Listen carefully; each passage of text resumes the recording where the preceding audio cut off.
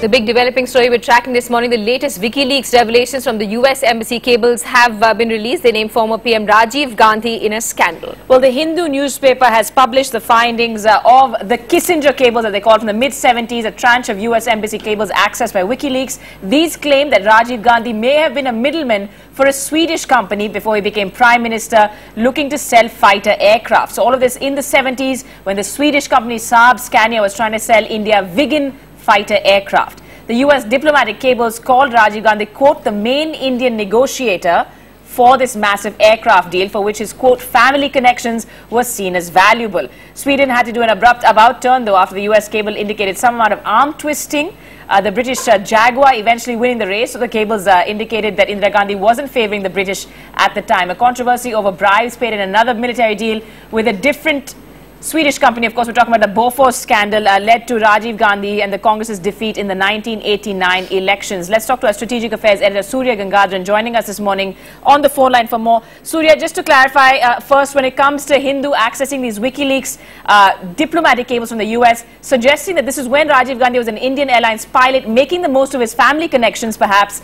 He was a main middleman, they say, for this Swedish company. Well, I think when you look back, the Bofors controversy, and even currently the Augusta Westland, the scandal basically is centering on connections of people in high places, money being paid. I mean, it underscores the fact how murky the defense deal atmosphere in India especially is. The fact that politically connected people or people with links to cross connections, between politics and business, how they do business. Although the Viggen deal never came through, the fact that a Swedish company names him as an entrepreneur, the late Rajiv Gandhi as an entrepreneur, suggests that some level of discussion may have taken place. And it didn't come through because of Cold War limitations on the transfer of American equipment. That's the reason why the deal fell through. So clearly, it underscores how so little has changed really as far as defense deals in India are concerned. Right, and Surya, the report also says that Rajiv Gandhi had joined politics with a squeaky clean image. Of course, years later, he had his party actually lost elections after his name came up in the Bofors scandal. Yeah, the Bofors scandal is where he was accused of taking bribes. And now Bofors again, a Swedish company at the time, and the Swedish link in a sense has continued in all those years. Although this is no reflection on the weapon which came into its own during Kargil. The fact that bribes were paid and the name of a Prime Minister was brought in and he lost an election because of that, right, tells you how deep the arms network is. And so just to ask you, quoting one of the other cables, the Swedes also apparently making it clear, quote, they understood the importance of family influences. So talking about what you're saying really on a broader perspective, but it's not just Rajiv Gandhi.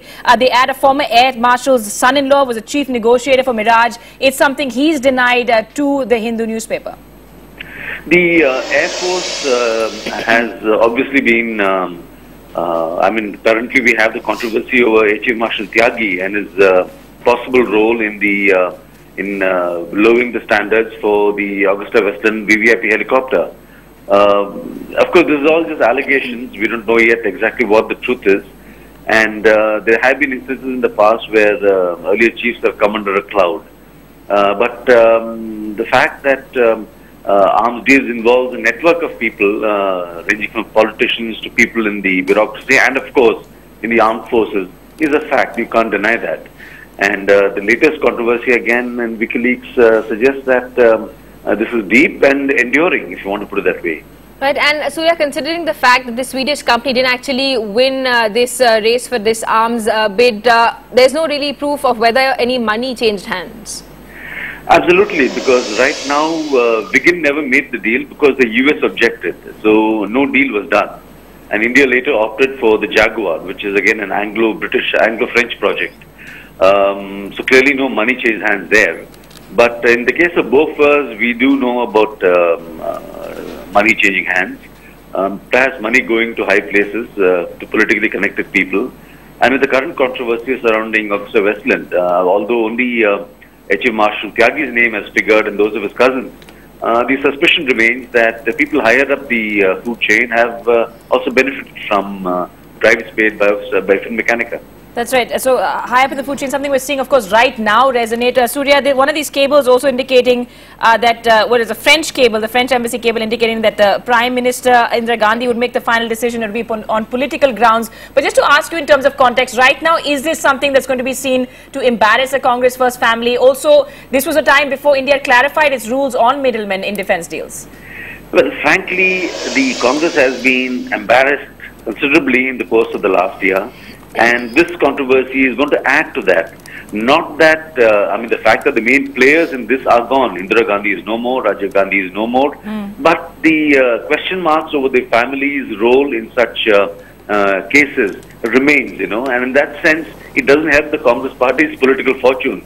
This is the last kind of scandal they would have expected. Considering the fact that Augusta Westland is still enduring, it's still up there in the headlines. And today, the Defence Secretary is supposed to meet his British counterpart in London, right, where possibly Augusta Westland again will come up for discussion.